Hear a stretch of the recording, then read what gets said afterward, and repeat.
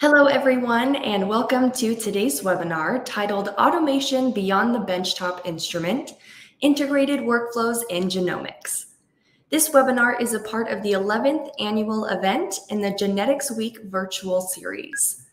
I am Kaylee Bach of LabRoots, and I'll be your moderator for today's event. Today's educational web seminar is presented by LabRoots and brought to you by Automata. For more information about Automata, please visit automata.tech. Before we begin, I would like to remind everyone that this event is interactive. We encourage you first to participate by communicating with other attendees using our live chat feature during the presentation. You can find the live chat located at the left of your screen. You can also participate by submitting as many questions as you would like during the presentation. To do so, simply type them into the Ask a Question box and click Submit. We'll answer as many questions as we have time for at the end of the presentation. If you have trouble seeing or hearing the presentation, please click on the Help Desk button located at the top of your screen within the navigation bar or from the lobby within the event. And with that, I'd like to now welcome our speaker, Divya Vijay Pratheek, Director of Product Growth and Multi-omics at Automata. For a complete biography on our speaker, please click on the presenter window that is located directly below the media player. Divya, you may now begin your presentation. Thank you so much. Welcome everyone to this webinar, and I thank you so much for making the time to listen to my talk. My name is Divya Vijay Pratheek, and I'm the Director of Product Growth here for the Omics product line at Automata. I've been at this company now for a little over a year, and previous to Automata, I've been with companies like QIAGEN and Congenica. So through my career, which has mostly been in product roles and product growth roles, I've been a product manager for software. I've been a product manager for kits, for benchtop instrumentation like the QIAcube and the QIAsymphony. And what I'd like to talk about today is how we might want to stop thinking about each of these different aspects of a lab independently, and what true integrated automation is, and how we can start thinking beyond the benchtop instrument to get the fullest potential from your lab. So before I start, I would like you to answer a question for me. If I had to ask you, how much automation do you have in your lab, either in your current lab or labs that you've worked in through your career, I would assume that this answer is at least some, right? In standard genomics labs, we probably have some instruments for extraction, you have liquid handlers, perhaps instruments for library prep, fluorometers, centrifuges. So there's definitely some amount of instrumentation in most labs. Like I mentioned, there's some machines, there's some robotics. And I'd also like for you to imagine the lab staff and the people that are moving through these labs. You have highly skilled, highly educated people that are tending to these instruments. They're almost babysitting them because they still need to be present to make sure that these instruments run effectively, to make sure that consumables are passed through the workflow. And now perhaps imagine a scenario where you can think beyond that benchtop instruments. And think of a scenario where your highly valued and highly skilled lab staff aren't tied down to that instrumentation, but are able to spend more time in analysis and discovery. And that's something that we at Automata set out to do. So before we decided to take a bet on the genomic space and build a product and build solutions for genomics and multi-omics, we did a conjoint analysis and a survey of the marketplace to understand exactly what this market needs from a product and what customers would really like to change in the way that they're currently doing things and how they could scale their labs. What we found out through this survey is that labs today were not built for a scenario where 78% of labs felt like they had too many manual processes and wanted to reduce their hands-on time. This could be because they had concerns about contamination, because they had concerns about reproducibility. 72% of labs, in fact, were expecting that their throughputs and the number of samples that they have to process would increase, and sometimes in as little as 2 years. And of that 72%, almost 90% of those customers did not know how they were going to achieve those throughputs, either with their current lab staff or with challenges in terms of the amount of space that they had to work with. And speaking of lab staff, 65% of labs said that they actually struggle with retaining staff and with hiring staff and with training up these highly skilled people in this current workspace. So let me take you now through what that meant for Automata and how we truly believe that we've created a product that can help labs achieve all these things that they feel are challenges today. So the Automata Link platform is what I take you through today. The Automata Link platform is the first fully automated lab bench. Now, what does that mean? And what does that mean for your lab? Let me take you through what this means from a hardware perspective. So the Automata bench consists of a couple of components. On the top, you have your bench surface, and this serves as an integration space that would house all your benchtop automation. Underneath this bench surface, we have a transport layer, which essentially works as a conveyor belt or a labware superhighway that can move in any direction and that moves consumables between your steps. And to sort of put the whole thing together, we then have our SCARA arm, which sits on a rail that also helps with moving instruments or moving consumables from one instrument to another. So what does this really mean? The Automata bench is a huge space saver because what it does is that it takes the place of the current lab bench that you have in your lab. It's almost the exact footprint as a standard lab bench. So when you decide that you want an Automata platform in your lab, we will replace your current lab bench with the Automata bench that would then house all the instruments on the top that you would like integrated. The Automata lab bench was designed to keep openness and collaboration in mind, which means we've designed it with an open platform design that any of your instruments are available to you at any time in case you need to manually interact with them.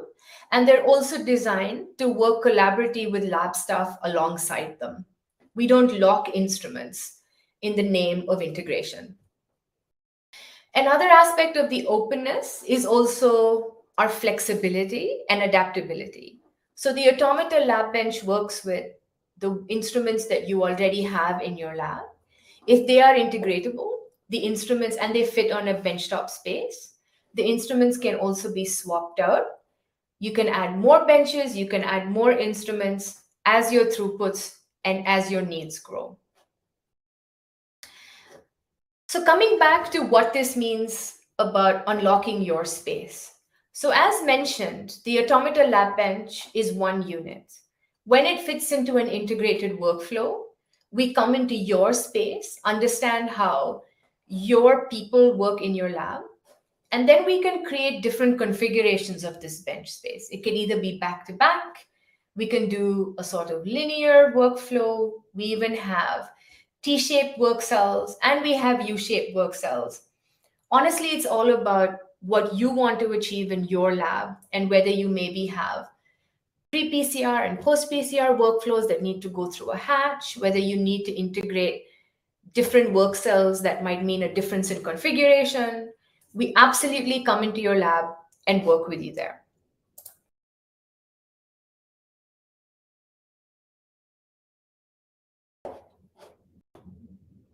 Oops, I'm sorry, there's a bit of a lag, I think, with my slide. Here you go. So as a summary on the hardware side, like I mentioned, the Automata Lab Bench takes the place of your current lab bench. You have instruments that can sit on top in any configuration that works best for your lab. You have consumables that run through the magnetic transport layer at the bottom. And you have your SCARA arms on rails that connect the entire workflow together. What this also means is you can start with as small or as big of a work cell as you want. If you only want to start with a specific step in your workflow, you might want to start with a 2-bench, a 3-bench, or a 4-bench system. And as the needs of your lab grow and as you want to scale capability and throughput, it's almost like you can just stack on extra benches and add to that capability as you work with us going forward. So in terms of software, now that we've covered hardware, in terms of software, let's talk about what the Automata Link platform means for data in your lab. The way that the Link platform works is essentially a data pipeline between your instruments and your larger digital ecosystem. This ecosystem could consist of things like eLab notebooks or your LIMS system or data lakes. On the one hand, with instruments, what we do is we build drivers for your instruments. We then capture data of what's needed from those instruments as well. We then add our own layer of data on it that's captured through the Automata Link platform that includes things like where a consumable is or where a sample is at any given time, any additional data that we need in terms of method completion or any deviations. And all of that is then continuously fed back into that digital ecosystem to help provide for that single source of truth for data. All of this is done in Python on the back end at Automata as well, which makes it customizable and make sure that you're capturing all the data necessary for you to do the analysis from your workflows. How this works on a front end for you is that you can create workflows based on a node-based workflow editor. We compare this to setting out your workflow on a whiteboard, for example. Through the drivers that we build, we capture configurable inputs for each of the instruments in a workflow. You can then drag and drop those nodes for each instrument, place them in a sequence for your workflow, connect them up together, configure them as how you would like your workflow to run based on your SOPs. And what happens out of that is based on the constraints and the availability of physical instruments in a work cell, that workflow that you created then is outputted as a schedule that tells you which instruments are going to be used and for how long they're going to be used and in which sequence. This can be done if you're a lab that would like flexibility and would like to change parameters often and need that adaptability. You can control it as much as you like. Or if you're a lab that does more routine work and has set SOPs, we also provide a software support and setup service where we completely create it for you and are happy to work with you at any time if you need to change something. Now, moving away from some of the features of our hardware and software, what I would really like to talk about next is some of the applications that we've built on the Link system and what these mean for multi-omics labs. And I've also added a couple of examples from our cell biology applications in the case that any of you are interested. All of these solutions have been built with actual customer requirements in mind. A lot of these are based on true case studies that have come to us from customers. So now let's start with a pretty standard step in any omics workflow: quality control. So we worked with a customer that wanted to increase their throughput 5 times. They wanted our help in scaling from 200 samples a week to 200 samples a day on a fluorometric quality control work cell. So the way that we worked with them, we went into their lab, we understood their challenges. And what we realized is that they really wanted to minimize manual steps and setup time, and they wanted to increase throughput by not having to increase any more lab staff and by increasing standardization. So we created this workflow for them where we had a 4-bench system with the transport layer and with 2 SCARAs on a rail. We set up a liquid handler, a sealer, a peeler, a centrifuge, and a fluorometric base plate reader, all of these that are integratable. We also built drivers for all of them. And what we did is, through setting up this system, we were truly able to increase throughput from 200 a week to 200 a day, while also reducing manual steps by 99% and reducing the amount of setup time required by 98%. Now, very often when we talk about these use cases, we do get questions from audiences about, what does this mean if I have different instruments in my lab? I might have a different QC method, or I might want to use a different liquid handler. And that's absolutely not a problem. So this GIF is just a showcase of how flexible and adaptable our platform is.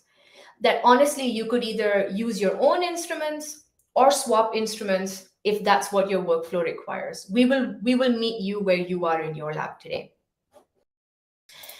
So here's an example of a nucleic acid extraction workflow that we also set up for a customer. But in this case, they were looking to increase their throughput or their output from a 96-well plate into a 384-well plate. But their biggest challenge was a lack of space. In this case, our robotics and application scientists worked on a slightly different modified version of our bench that solves for space saving over maximum time saving, which was let's pull away from the transport layer, and instead let's use that space to stack instruments below the deck, where what would have otherwise been a 4-bench system becomes a 2-bench system, and still gives customers the gains of reducing manual interactions by 95%, reducing hands-on time by up to 96%, while still allowing the customer to increase their throughput to a 384-well format from 4 liquid handlers rather than a 96-well plate format. Once this was done for the customer, they also wanted to understand what this means if they would like to add a qPCR-based QC system on the other end of it. And I'd just like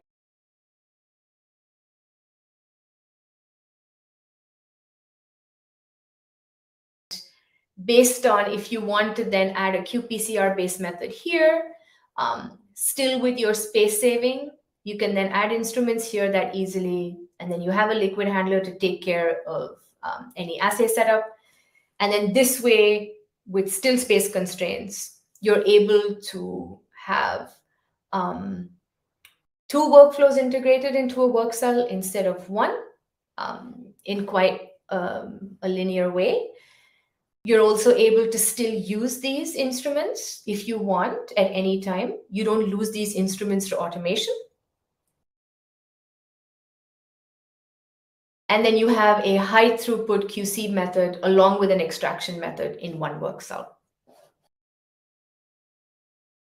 So perhaps one of the best examples of our capability when we're moving away from only a library prep method or only a nucleic acid extraction method, we've also worked with one of the top 5 cancer centers in the world that's based in London. where what we created to them was an end-to-end system that goes from extraction all the way up to post-PCR base library prep, just before it goes into a sequencer.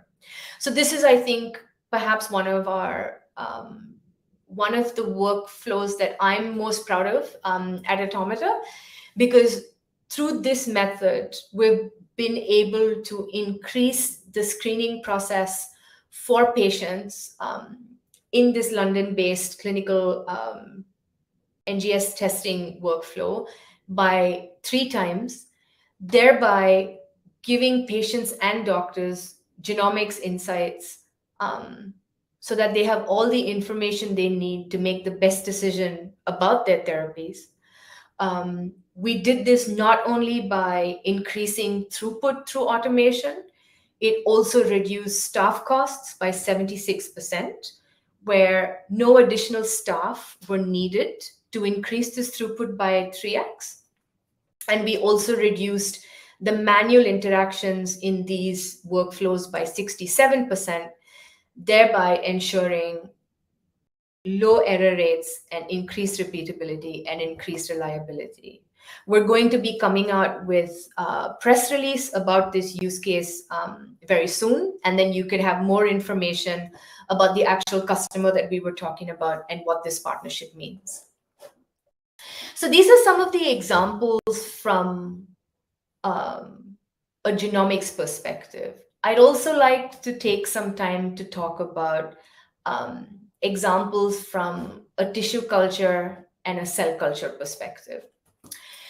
So at Automata, we invest heavily in building solutions, of course, for genomics, as you can see from some of the solutions that I presented. But we also do that for tissue culture and cell-based workflows. So what we have here is a solution that solves for one of the most basic things in a media exchange and cell maintenance workflow.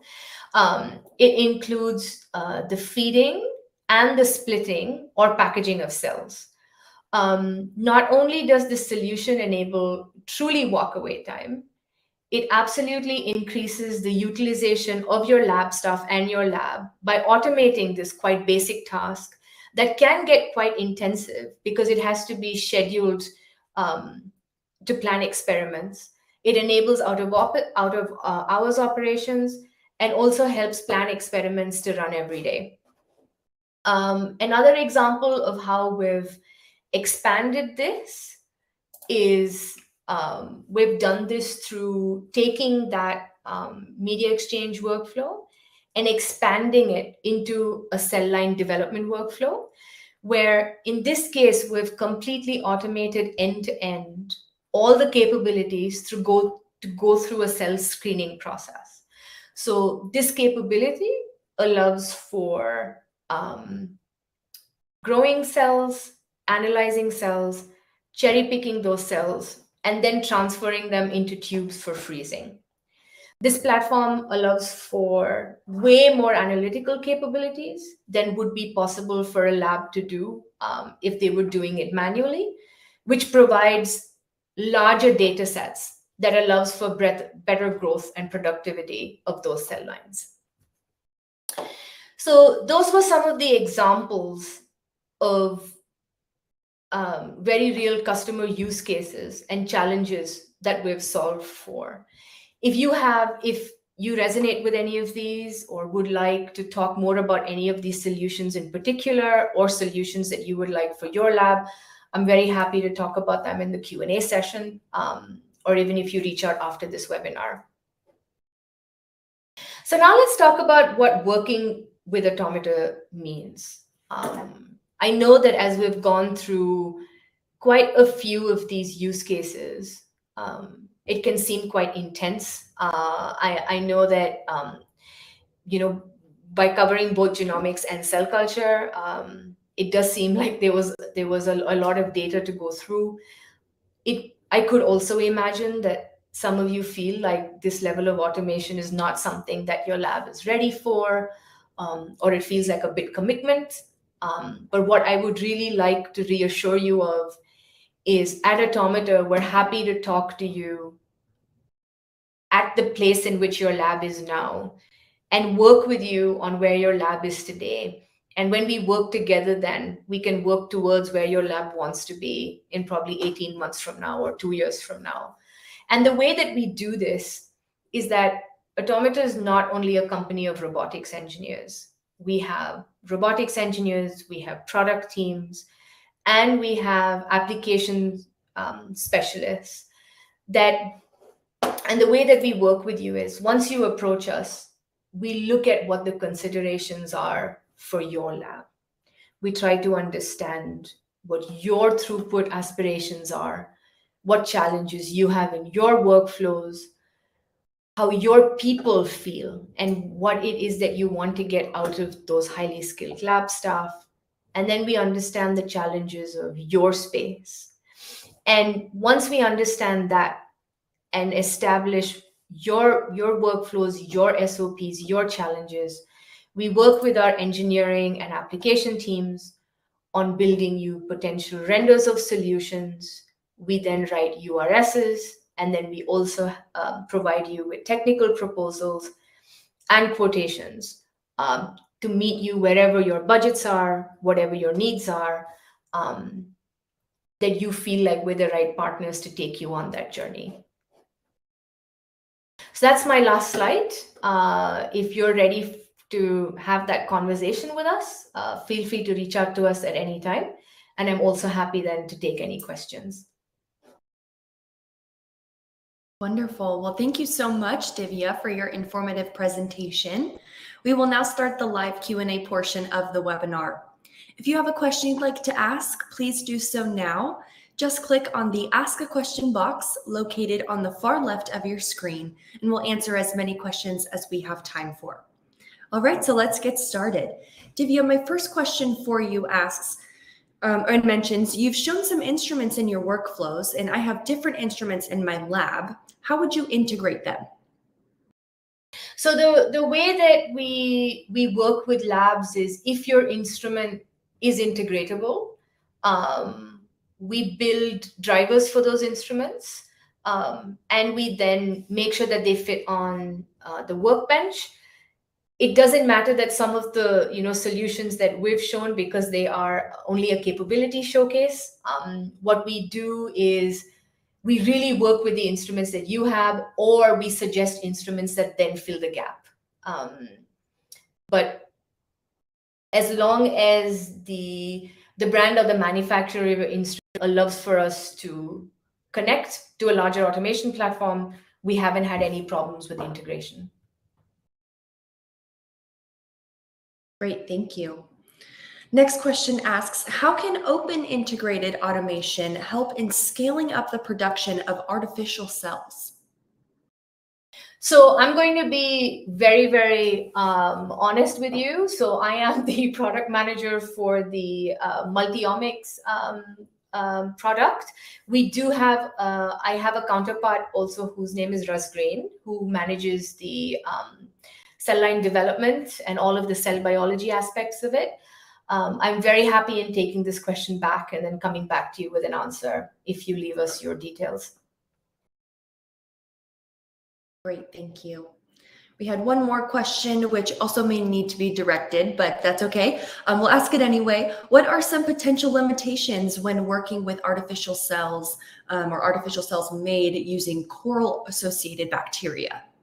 I'd have to say that I'm probably not the right person to answer that, but very, very happy to take that back and get you an answer. I'm sure we've worked with things like this before, and we have application specialists who can help. Wonderful, thank you. I do have a few more questions here in the chat that you may be able to answer. So this next one, you kind of touched on in regards to that first question that we asked, but this question says that I have instruments that don't fit on a lab bench. So how would we use them in a workflow? So if you have instruments that don't fit on a lab bench, we are able to look for instruments that need to stand alone or are floor standing instruments. We can absolutely make space for them and make sure they're integrated. This means that you might not have the You might not have the transport layer, but we can still ensure that your workflow is integrated through the SCARA arm and the rail. So we have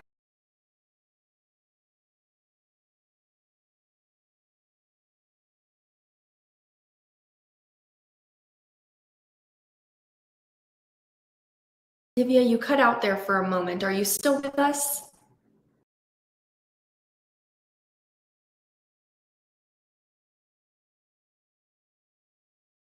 We may have lost her. Let's do a check real quick. Give us one moment here, folks. Thank you.